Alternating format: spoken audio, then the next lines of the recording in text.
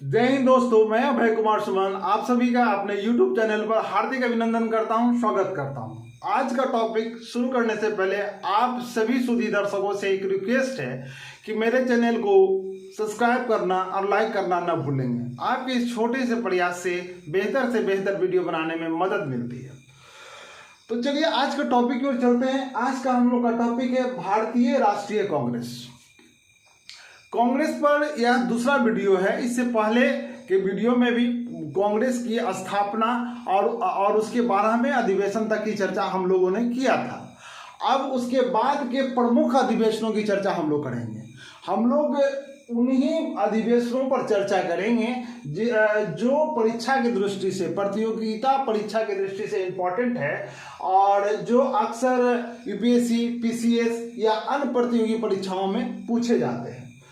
तो हम लोगों ने अभी तक क्या देखा कि कांग्रेस का प्रथम अधिवेशन कब हुआ, कहाँ हुआ। उसके बाद हम लोगों ने देखा कि कांग्रेस के प्रथम मुस्लिम अध्यक्ष कौन थे।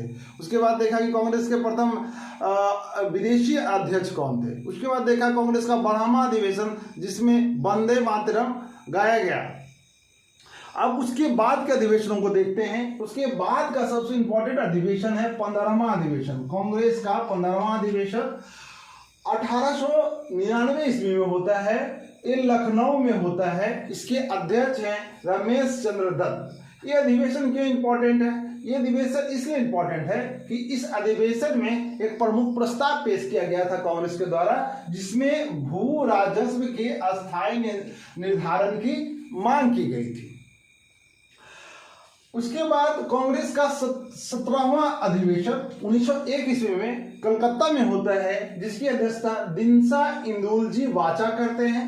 इस अधिवेशन में गांधी जी पहली बार कांग्रेस के मंच पर दिखाई देते हैं। आपको यह ध्यान रखना है कि गांधी जी इस समय तक कांग्रेस के सदस्य नहीं बने थे।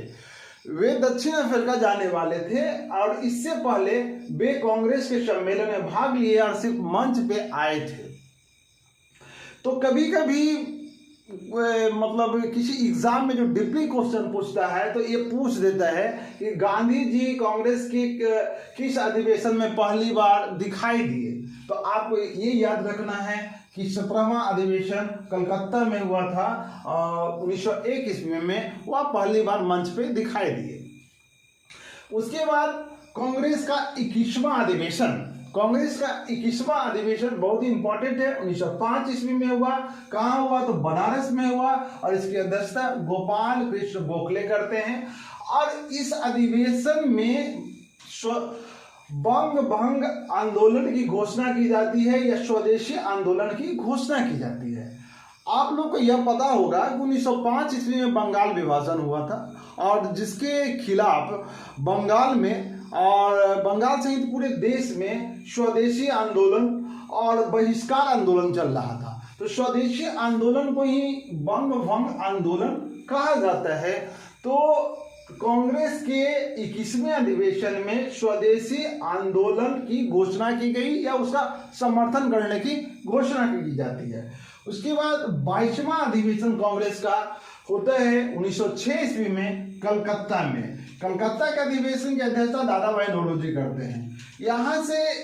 यहाँ भी आपको ध्यान देना है कि दादा भाई नौरोजी द्वारा अध्यक्षता की गई है। आखिरी कांग्रेस का अधिवेशन है। इससे पहले 2 बार और किए हैं और ये इनका तीसरा अधिवेशन है। तो यह भी पूछता है कि दादा भाई नौरोजी ने कांग्रेस की कितनी बार अध्यक्षता की या कितने बार अध्यक्ष रहे? तो 3 बार रहे और लास्ट में 1906 ईस्वी में रहे। यह भी 1906 में ये बनना नहीं चाहते थे, परिस्थिति बस बनना पड़ा, क्योंकि 1906 ईस्वी से ही कांग्रेस में गुटबाजी होने लगी थी। गरम दल और नरम दल 2 खेमे में बढ़ गए थे। गरम दल किसको कहा गया है? जो लोग मतलब संघर्ष करके या सीधी लड़ाई लड़कर विभिन्न तरह के हिंसात्मक गतिविधियों के द्वारा देश को आजाद कराना चाहते थे। वे एक उग्र गुट थे, उनको गरम दल कहा गया। और नरम दल जो सरकार के अंदर में ही रह के अंग्रेज के शासन को स्वीकार करते हुए अपनी मांगों को मनवाना चाहते थे। तो वे उस धारा को, उस राष्ट्रवादी धारा को कहा गया नरम दल, और जो संघर्ष करके उग्रवादी तरीके से, उग्रपंथी तरीके से देश की स्वतंत्रता चाहते थे, उन्हें कहा गया गरम दल। तो उस समय में जो दो गुट बना था, तो अध्यक्ष के लिए दोनों में थोड़ा तकरार होने लगा। तो दादा भाई नौरोजी आगे आए और उन्होंने कांग्रेस की अध्यक्षता की। दादा भाई नौरोजी को दोनों धड़ा जो इज्जत देते थे, प्रतिष्ठा करते थे, इसलिए किसी ने कोई विरोध नहीं किया, और इस प्रकार 22वां सम्मेलन की अध्यक्षता दादा भाई नौरोजी करते हैं। और इसमें कौन कौन सा प्रस्ताव प्रमुख लाया गया? पहली बार स्वराज शब्द का प्रयोग इसमें किया गया। स्वराज का मतलब होता है अपना राज, तो इसमें स्वराज का प्रयोग किया गया, लेकिन अपना राज अलग नहीं।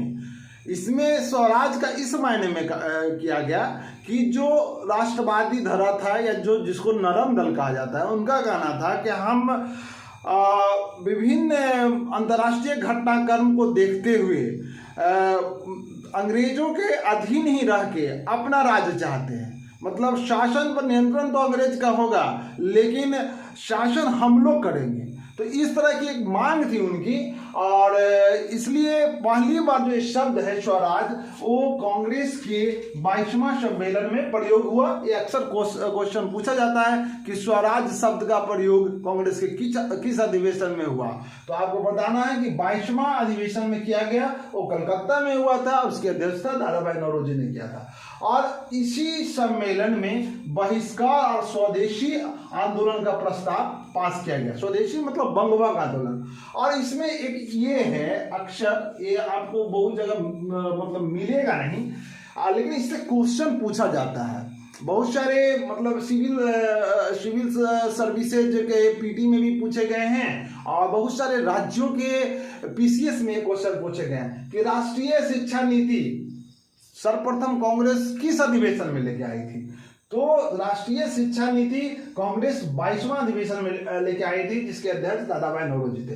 राष्ट्रीय शिक्षा नीति का इन लोग का कहना क्या था?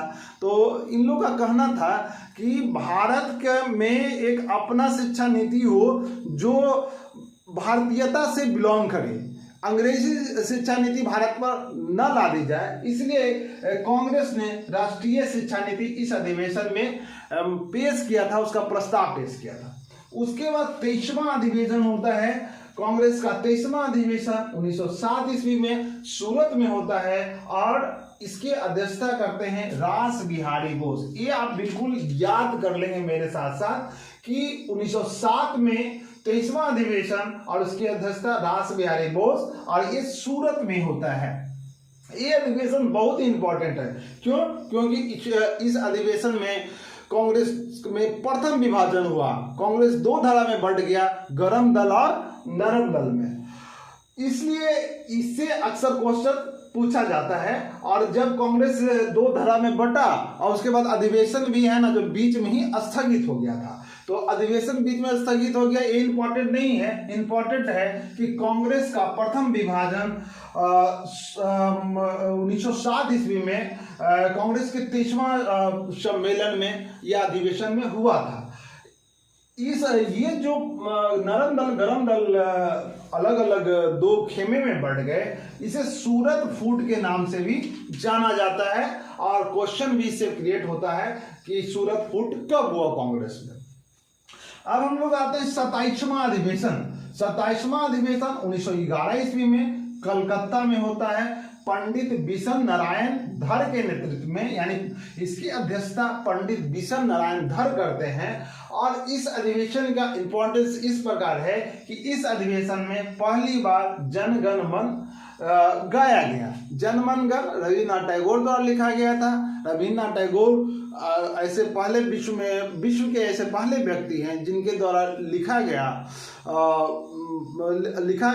गान दो देशों का राष्ट्रगान है। जैसे भारत का राष्ट्रगान जनगण मन रविन्द्रनाथ टैगोर ने लिखा था, उसी प्रकार बांग्लादेश का जो राष्ट्रगान है अमार सोनार बंगला, उसको भी रविन्द्रनाथ टैगोर ने लिखा है। तो यहां से क्वेश्चन पूछता है कि जनगण मन कांग्रेस के किस अधिवेशन में प्रथम बार गाया गया? तो 27वां अधिवेशन में 1911 ईस्वी में जनगण मन को मॉर्निंग सॉन्ग के रूप में भी जाना जाता है। कांग्रेस का 28वां शिखर सम्मेलन या अधिवेशन कब हुआ? तो कांग्रेस का 28वां अधिवेशन 1912 ईस्वी में होता है बांकीपुर में। इस अधिवेशन का इंपॉर्टेंस सिर्फ इसलिए है या इसलिए इसको सूचीबद्ध मैंने किया है कि ये बिहार में होने वाला प्रथम अधिवेशन है। इससे पहले बिहार में कांग्रेस का कोई भी अधिवेशन नहीं हुआ था। तो आपको याद रखना है कि कांग्रेस का 28वां अधिवेशन 1912 ईस्वी में बांकीपुर अर्थात जिसको पटना कहते हैं वहां हुआ था और इसके अध्यक्ष RN माधोलकर थे। ये बिहार में होने वाला कांग्रेस का प्रथम अधिवेशन या सम्मेलन था। कांग्रेस का 32वां सम्मेलन या 32वां अधिवेशन यह भी काफी इंपॉर्टेंट है। कांग्रेस का 32वां शिखर सम्मेलन 1916 ईस्वी में होता है और कहाँ होता है? लखनऊ में। और इसके अध्यक्ष कौन होते हैं या इस अधिवेशन की अध्यक्षता कौन करते हैं? तो अंबिका चरण मजूमदार। 1916 में दो बड़ी घटना होती है। पहली घटना होती है कि 32वां कांग्रेस के 32वां अधिवेशन में गरम दल और नरम दल में समझौता हो जाता है, दोनों एक हो जाते हैं। दोनों में समझौता कराने में तिलक की अहम भूमिका रही है। उसके बाद एक और होता है कि मुस्लिम लीग के साथ भी कुछ मुद्दे पे कांग्रेस का समझौता हो जाता है। मुस्लिम लीग के साथ जो समझौता होता है वे लखनऊ पैक्ट के नाम से प्रसिद्ध है, क्योंकि लखनऊ में एक दस्तावेज पर, समझौते के दस्तावेज पर दोनों दलों के बीच हस्ताक्षर हुआ था, इसलिए इसे लखनऊ पैक्ट के नाम से भी जाना जाता है। इसमें एक और घटना है कि तिलक ने एक स्टेटमेंट दिया था। स्वराज मेरा जन्मसिद्ध अधिकार है और मैं इसे लेकर रहूंगा। ये बाल गंगाधर तिलक का स्टेटमेंट है, आप लोग जानते होंगे। लेकिन अब इससे क्वेश्चन यहां से पूछेगा कि ये स्टेटमेंट उन्होंने कांग्रेस के किस अधिवेशन में दिया था? तो कांग्रेस के 32वां अधिवेशन 1916 ईस्वी में लखनऊ में बाल गंगाधर तिलक ने स्वराज मेरा जन्मसिद्ध अधिकार है और मैं इसे लेकर रहूंगा, ये स्टेटमेंट दिया था। कांग्रेस का 33वां अधिवेशन 1917 ईस्वी में होता है और इसकी अध्यक्षता एनी बेसेंट करते हैं और यह अधिवेशन कलकत्ता में होता है। इसमें याद रखने लायक महत्वपूर्ण तथ्य यह है कि एनी बेसेंट कांग्रेस की पहली महिला अध्यक्ष बनती हैं। ये अक्सर पूछा जाता है कि कांग्रेस की पहली महिला अध्यक्ष कौन है? तो एनी बेसेंट विदेशी महिला थी, वे आयरलैंड की निवासी थी और उन्होंने होम रूल लीग की भी स्थापना की थी। तो उन्हें ही अध्यक्ष बनाया जाता है कांग्रेस के 33वें अधिवेशन में। उसके बाद कांग्रेस का इंपॉर्टेंट है 35वां अधिवेशन। कांग्रेस का 35वां अधिवेशन 1919 ईस्वी में होता है अमृतसर में और इसके अध्यक्ष होते हैं मोतीलाल नेहरू। इस आंदोलन की खासियत क्या होती है कि खिलाफत आंदोलन आपको याद होगा कि खिलाफत आंदोलन का समर्थन का प्रस्ताव कांग्रेस पेश करती है। उसके बाद आता है कांग्रेस का 36वां अधिवेशन जो 1920 ईस्वी में होता है और यह नागपुर में होता है और इस अधिवेशन की अध्यक्षता वीर राघवाचारी करते हैं और यह इस आंदोलन में असहयोग आंदोलन का प्रस्ताव पारित किया जाता है। जैसा कि आप सभी लोग अवगत होंगे कि असहयोग आंदोलन की घोषणा 1920 ईस्वी में हुई थी और यह 1922 ईस्वी में चौरी चौरा नामक घटना हो जाने के कारण यह समाप्त हो गई थी, यह वापस ले लिया गया था। तो ये असहयोग आंदोलन का प्रस्ताव जो होता है कांग्रेस की 36वां अधिवेशन जो नागपुर में होता है उसमें पेश किया जाता है। अब कांग्रेस का हम लोग 38वां अधिवेशन देखते हैं। 38वां अधिवेशन 1922 ईस्वी में होता है गया में और इसके अध्यक्ष देशबंधु चित्तरंजन दास होते हैं और यह बिहार में होने वाला दूसरा अधिवेशन है। तो बिहार में होने वाला पहला अधिवेशन को और हम लोग पढ़े थे इससे पहले, पहला अधिवेशन बांकीपुर में हुआ था और ये दूसरा अधिवेशन गया में होता है। तो बिहार में आजादी से पूर्व जो कांग्रेस के 2 अधिवेशन हुए हैं, एक बांकीपुर में और दूसरा गया में। अब कांग्रेस का 40वां अधिवेशन, कांग्रेस का 40वां अधिवेशन 1924 ईस्वी में हुआ है। यह बहुत ही इंपॉर्टेंट है क्योंकि इस अधिवेशन में महात्मा गांधी पहली बार कांग्रेस के अध्यक्ष बने, और पहली बार ही नहीं, अंतिम बार भी कह सकते हैं, क्योंकि महात्मा गांधी एक बार ही कांग्रेस के अध्यक्ष बने हैं। यानी कांग्रेस की पहली बार अध्यक्षता करने का मौका महात्मा गांधी को 1924 ईस्वी में हुई। बेलगांव अधिवेशन, बेलगांव कर्नाटक में स्थित है। तो इस अधिवेशन में कांग्रेस की अध्यक्षता महात्मा गांधी ने की थी। इसमें 2-3 तरह का क्वेश्चन पूछ सकता है कि महात्मा गांधी कांग्रेस के किस अधिवेशन के अध्यक्षता की? तो बेलगांव अधिवेशन। बेलगांव अधिवेशन कब हुआ? तो 1924 ईस्वी में। कांग्रेस के कितने अधिवेशन में महात्मा गांधी ने उसकी अध्यक्षता की? तो 40वां अधिवेशन। ठीक है, अब हम देखते हैं कांग्रेस का 41वां अधिवेशन। कांग्रेस का 41वां अधिवेशन 1925 ईस्वी में होता है कानपुर में। इसकी अध्यक्षता सरोजनी नायडू करती हैं। हम लोगों ने इससे पहले जिक्र किया है कि कांग्रेस की पहली महिला अध्यक्ष एनी बेसेंट है, लेकिन अब इसी से क्वेश्चन पूछेगा कि कांग्रेस की पहली भारतीय महिला अध्यक्ष कौन है? तो पहली भारतीय महिला अध्यक्ष सरोजनी नायडू। एनी बेसेंट महिला अध्यक्ष हैं, लेकिन वे विदेशी महिला हैं। तो सरोजनी नायडू 1925 ईस्वी में 41वां अधिवेशन में कांग्रेस की अध्यक्षता करते हैं। यहाँ पे एक चीज देख लीजिएगा कि 1917 ईस्वी में एनी बेसेंट कांग्रेस की अध्यक्षता करते हैं, 1925 ईस्वी में सरोजनी नायडू कांग्रेस की अध्यक्षता करते हैं, और 1933 ईस्वी में नेली सेनगुप्ता कांग्रेस की अध्यक्षता करती है। यानी टोटल कांग्रेस का जो स्थापना हुआ 1885 से लेके आजादी तक, यानी 1947 के बीच में कांग्रेस की मात्र 3 महिला अध्यक्ष रही हैं। पहला एनी बेसेंट, दूसरा सरोजनी नायडू और तीसरा है नेली सेनगुप्ता। अब इसमें क्वेश्चन पूछता है कि पहली महिला अध्यक्ष तो एनी बेसेंट, पहली भारतीय महिला अध्यक्ष तो सरोजनी नायडू, और फिर पूछेगा कि नेली सेनगुप्ता कांग्रेस के किस अधिवेशन की अध्यक्षता की? तो 1933 के अधिवेशन की अध्यक्षता नेली सेनगुप्ता ने किया। यह क्वेश्चन ऐसे पूछ सकता है कि कांग्रेस की स्थापना से लेकर आजादी तक कांग्रेस की कुल कितनी महिला अध्यक्ष रही? तो 3 रही। उसके बाद कांग्रेस का 45वां अधिवेशन, कांग्रेस का 45वां अधिवेशन 1929 ईस्वी में हुआ है और वो लाहौर में हुआ है। इसकी अध्यक्षता जवाहरलाल नेहरू ने किया था। इसको एकदम रट लीजिएगा, ध्यान से रखिएगा कि कांग्रेस का 45वां अधिवेशन 1929 ईस्वी में लाहौर में जवाहरलाल नेहरू ने किया था, और इस अधिवेशन में पूर्ण स्वराज की मांग की गई थी। स्वराज का 2 बार आप लोगों ने पूरे अधिवेशन में चर्चा सुना होगा। एक बार स्वराज शब्द का प्रयोग 1906 ईस्वी में दादा भाई नौरोजी के द्वारा किया गया। उसके बाद 1916 ईस्वी में बाल गंगाधर तिलक ने बोला कि स्वराज हमारा जन्मसिद्ध अधिकार है, मैं इसे लेकर रहूंगा। और 1929 में 45वां कांग्रेस के अधिवेशन में पूर्ण स्वराज की मांग की गई। पूर्ण स्वराज मतलब हमको पूरा आजादी चाहिए। पहले स्वराज मतलब अंग्रेज के शासन में, ब्रिटिश कंपनी के शासन में रहते हुए हमको मतलब सुविधाएं दी जाए, इसकी मांग की जा रही थी। लेकिन 1929 ईस्वी में जो सम्मेलन होता है, कांग्रेस का अधिवेशन होता है 45वां अधिवेशन, उसमें कांग्रेस पूर्ण स्वराज की मांग करता है, यानी अपना राज हो, पूरा आजादी हमको मिले, इसका मांग करता है।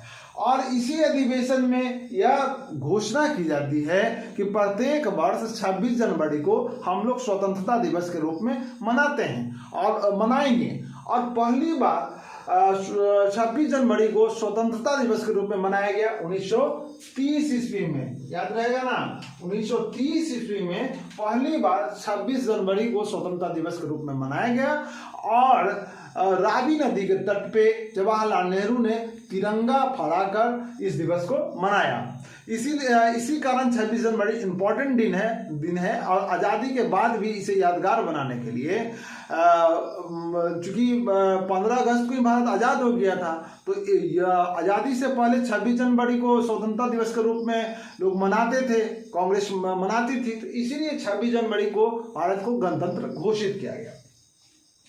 अब कांग्रेस का 46वां शिखर सम्मेलन। अब याद रखिएगा 29 के बाद 30 में शिखर सम्मेलन नहीं होता है, 45वां के बाद 46वां सीधे 1931 में होता है। 1931 में जो शिखर सम्मेलन होता है या जो अधिवेशन होता है कांग्रेस का, वो कराची में होता है और इसकी अध्यक्षता करते हैं वल्लभ भाई पटेल। ये जो 46वां अधिवेशन है जो कराची में हो रहा है, इसका खासियत क्या रहा है? इसकी खासियत रही है कि मौलिक अधिकार का प्रस्ताव पारित किया गया। 45वां में पूर्ण स्वराज की मांग की गई, 46वां में मौलिक अधिकार का प्रस्ताव पारित किया गया। पूर्ण स्वराज की मांग जिस अधिवेशन में की गई उसकी अध्यक्षता जवाहरलाल नेहरू ने किया और मौलिक अधिकार का प्रस्ताव जिसमें पारित किया गया उसकी अध्यक्षता वल्लभ भाई पटेल ने किया। और इसी अधिवेशन में 46वां अधिवेशन में शिरकत करते हुए गांधी जी ने कहा था कि गांधी मर सकता है, गांधीवाद नहीं। यह स्टेटमेंट के रूप में इस क्वेश्चन को पूछा जाता है। 51वां अधिवेशन 1937 ईस्वी में होता है फैजपुर में। इसकी अध्यक्षता जवाहरलाल नेहरू करते हैं।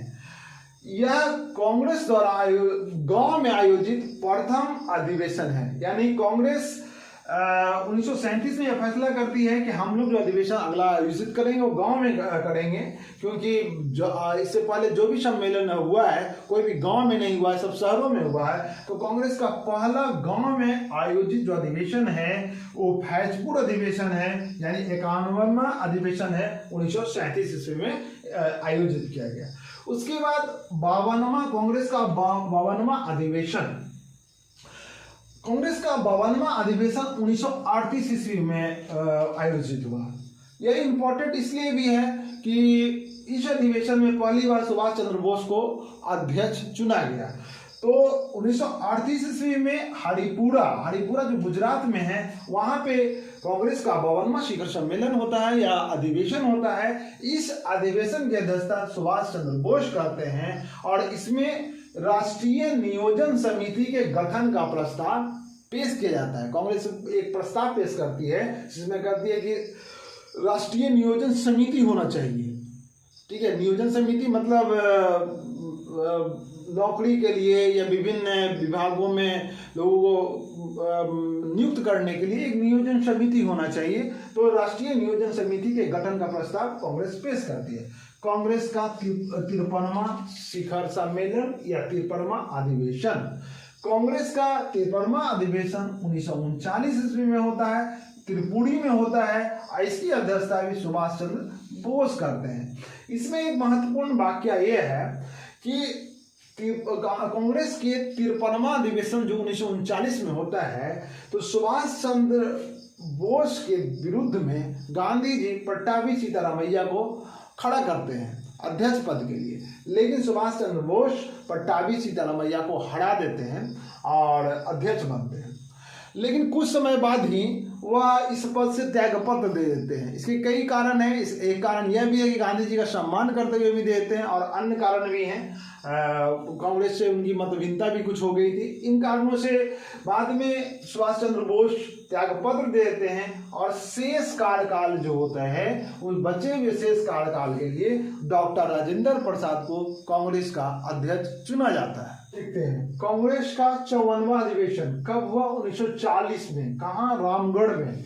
और इसके अध्यक्षता किसने की? तो अबुल कलाम आजाद ने। एक चीज और ध्यान देना है कि शायद पहले मैंने बताना भूल गया कि अबुल कलाम आजाद पहली बार जो अध्यक्ष बने थे 1923 ईस्वी में दिल्ली में बने थे, जब कांग्रेस का विशेष अधिवेशन हुआ था और उस समय इनकी एज काफी कम थी, इसलिए कांग्रेस के सबसे युवा अध्यक्ष के रूप में अबुल कलाम आजाद को जाना जाता है। 54वां अधिवेशन 1940 में होता है और उस समय देश में आज़ादी की जो एक्टिविटी काफ़ी तेज हो जाती है, विभिन्न तरह के आंदोलन चलने लगते हैं, इसलिए कई सालों तक कांग्रेस के अधिवेशन नहीं होते, जिस कारण 40 से 45 तक लगातार कांग्रेस की अध्यक्षता अबुल कलाम आजाद करते हैं। इस कारण यह भी प्रश्न आता है या बनता है कि कांग्रेस के सबसे लंबे समय तक अध्यक्षता करने वाले व्यक्ति का नाम क्या है? तो वह भी आंसर होगा अबुल कलाम आजाद, क्योंकि 40 से 45 तक लगातार इन्होंने अध्यक्षता की और उससे पहले 1923 ईस्वी में विशेष अधिवेशन की अध्यक्षता अबुल कलाम आजाद ने की। और पहली बार 1923 में विशेष अधिवेशन की अध्यक्षता की। सबसे युवा अध्यक्ष और कांग्रेस की सबसे लंबे समय तक अध्यक्षता करने वाले व्यक्ति थे अबुल कलाम आजाद, जो आजाद भारत के प्रथम शिक्षा मंत्री बने। अब 54वां और 55वां कांग्रेस का अधिवेशन 1946 में होता है और 1946 से लेकर 1947 तक यानी 2 वर्ष तक कांग्रेस का जो अध्यक्ष होते हैं वो जेबी कृपलानी होते हैं। यानी 55वां अधिवेशन 1946 में मेरठ में होता है जिसकी अध्यक्षता जेबी कृपलानी करते हैं। अब यहाँ से प्रश्न पूछा जाएगा कि जब भारत आजाद हुआ उस समय कांग्रेस के अध्यक्ष कौन थे? तो जिस समय भारत आजाद हुआ यानी 15 अगस्त 1947 में कांग्रेस के अध्यक्ष जेबी कृपलानी थे। ये दिसंबर में बला की त्याग पत्र दे दिए थे आजाद होने के बाद दिसंबर में, और कुछ समय के लिए डॉक्टर राजेंद्र प्रसाद अध्यक्ष बने। और चूंकि वे संविधान सभा के अध्यक्ष भी थे डॉक्टर राजेंद्र प्रसाद, इसलिए जल्द ही उन्होंने इस पद को छोड़ दिया। तो इसमें सबसे इंपॉर्टेंट है कि जेबी कृपलानी आजाद भारत के प्रथम कांग्रेस अध्यक्ष थे। उसके बाद कांग्रेस का 56वां अधिवेशन 1948 में होता है जयपुर में, जिसकी अध्यक्षता पट्टाभी सीतारामैया करते हैं। वही पट्टाभी सीतारामैया जिन्हें 1939 ईस्वी में सुभाष चंद्र बोस ने हराया था और ये गांधी जी के उम्मीदवार थे। तो आज़ादी के बाद 1948 ईस्वी में ये कांग्रेस के अध्यक्ष बनते हैं। कांग्रेस की स्थापना से लेकर आज़ाद भारत तक, जब भारत की आज़ादी मिली तब तक कांग्रेस का जो इतिहास है बहुत ही महत्वपूर्ण है, क्योंकि कांग्रेस ही वो दल था जिसने आज़ादी में सक्रिय भूमिका अदा की और हमारे सभी नायकों को अपने में समेटे रही, जिसमें गांधी जी, सुभाष चंद्र बोस, जवाहरलाल नेहरू जैसे अनेक बड़े देश के नायक हैं जो कांग्रेस पार्टी में सक्रिय भूमिका अदा की, जिसके कारण भारत आज़ाद हुआ। तो कांग्रेस का जो प्रमुख चैप्टर था जिससे प्रश्न पूछे जाते हैं वो सभी को समाहित करते हुए मैंने यह वीडियो बनाया है। आपसे निवेदन है कि एक बार वीडियो देखने से नहीं होगा, कम से कम इस वीडियो को आप 2 बार देखिएगा, कम से कम 2 बार। और इसको देखने के बाद अगर मतलब आपको अच्छे से समझ में आ रहा है तो इसको लिखने का भी प्रयास करिएगा, एक नोट्स बनाने का भी प्रयास करिएगा, जिससे कि आपको प्रतियोगिता परीक्षा में किसी तरह की दिक्कत ना हो। किसी तरह का प्रश्न अगर आता है तो आप अगर ये कांग्रेस संबंधित दोनों वीडियो देख लेंगे तो आप बना सकते हैं। आप अपनी तैयारी कैसे कर रहे हैं, वीडियो अच्छे से देखते हैं कि नहीं और उसे याद रख पाते हैं कि नहीं, इसको चेक करने के लिए क्वेश्चन मैं छोड़कर जा रहा हूँ। वो क्वेश्चन है कांग्रेस में प्रथम विभाजन कब हुआ, ये आपको बताना है। या कमेंट में इस क्वेश्चन का आंसर आप लोग लिखिए, जिससे हमको पता चलेगा कि आप सिंसियर होकर अपनी तैयारी कर रहे हैं कि नहीं।